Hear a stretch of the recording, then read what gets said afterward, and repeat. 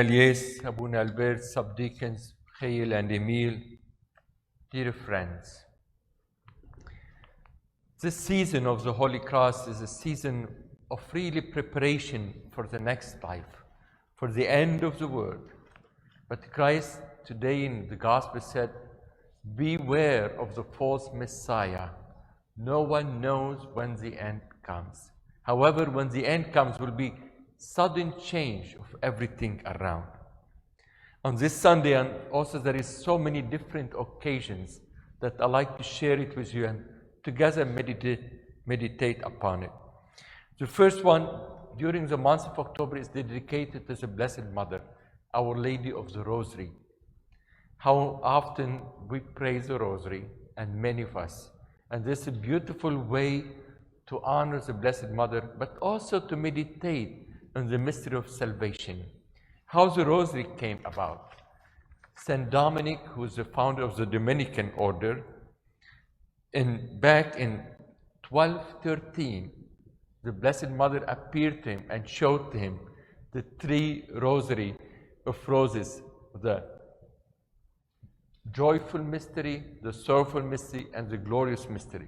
The luminous mystery will come later on with Pope John Paul II in 2002, almost 800 years later.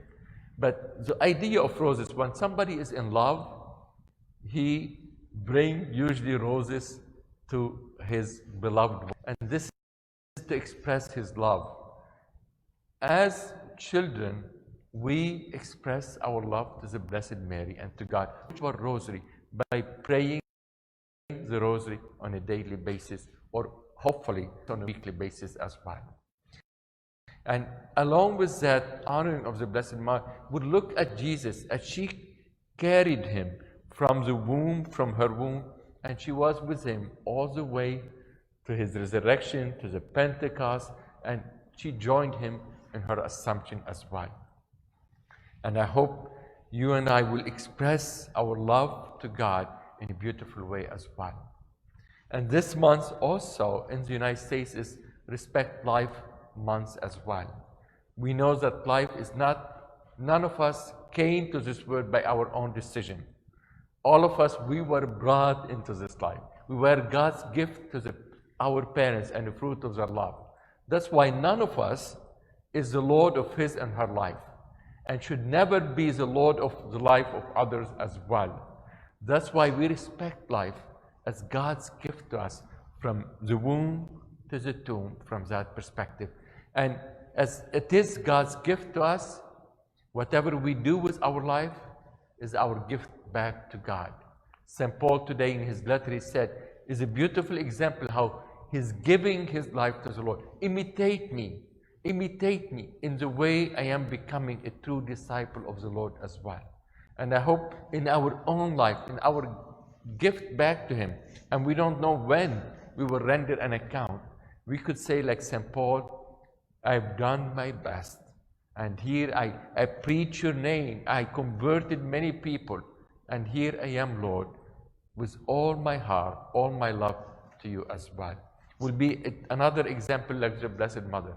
And also today is the feast of St. Francis of Assisi, who, as we are during this season of the Holy Cross, he had the stigmata himself in his own, and he suffered greatly. He became in some way close to Jesus. He felt the suffering, and he's the founder of the Franciscan and also the Poor Claris. The order was St. Clare when he founded the Poor Claris as well. St. Francis of Assisi, he died at the age of 44. He's from Italy, in Assisi in Italy, and he had true conversion in his own life as well. He was taken as a prisoner during the war between Perugia and Assisi, and during that time he had a true conversion, metanoia, change of heart, change of mind, to become truly the one the Lord wanted him. And he had a vision, Francis, reform my church. Come here and change it from within to make it more Christ-like in every way. And he became beautiful, and we do a lot of prayer. Lord, make me an instrument of your peace, so that I will change things, and that change should start within by myself. I should change myself to become more Christ-like as well. And I hope his example also would lead us to be with the Lord and do what the Lord wants us to do as well. He died at the age of 44 and died in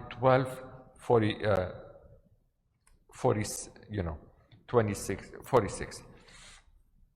In that perspective, whatever we learn from all those things as well, how in our own lives the gospel is telling us today, be ready. And this season, you know how much in our own life we are worried and we hear, oh, Bishop, Father, we heard this is the end. Nobody knows the end, but I should prepare for my own end because I don't know when the Lord will call me to move to the next life as well.